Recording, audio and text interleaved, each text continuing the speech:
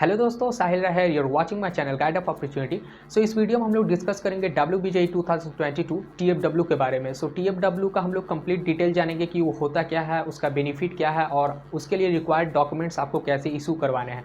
सो हम लोग कंप्लीट इस चीज़ को देखेंगे। सो वीडियो को पूरा देखना और चैनल पर नए हो तो चैनल को सब्सक्राइब कर देना।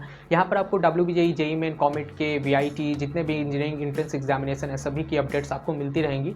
और मेरा टेलीग्राम ग्रुप भी है, वहाँ पर उसको भी आप ज्वाइन कर सकते हो। वहाँ पर भी मैं सारा अपडेट्स को प्रोवाइड करते रहता हूँ। So let's start our discussion.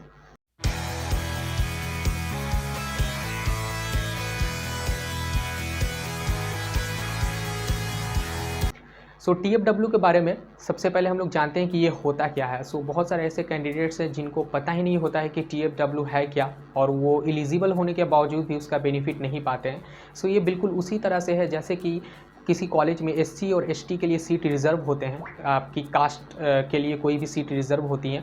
बिल्कुल उसी तरह से TFW के लिए भी वेस्ट बंगाल गवर्नमेंट ने सीट को रिज़र्व करके रखा है। सो इसके लिए एलिजिबिलिटी है कि आपकी जो ईयरली फैमिली इनकम होनी चाहिए वो 2.5 लाख से कम होनी चाहिए।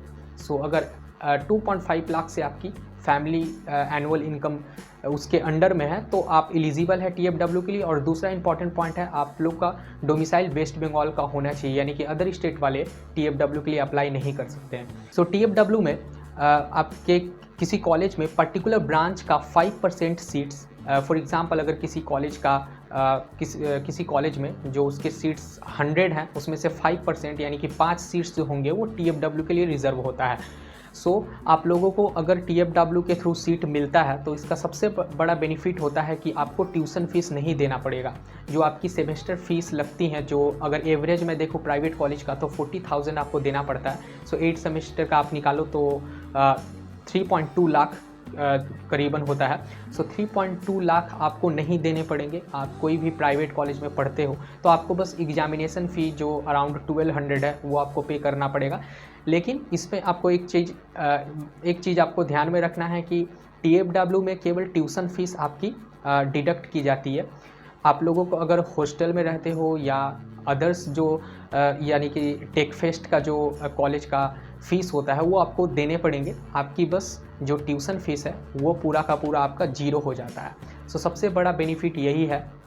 सो बहुत लोगों को इसके बारे में पता नहीं होता है। वो मैं देखा हूँ कि कुछ लोग इसके लिए एलिजिबल भी होते हैं कि उनका फैमिली इनकम कम भी होता है, लेकिन फिर भी वो उनको पता ही नहीं होता है कि TFW में अप्लाई करना कैसे है।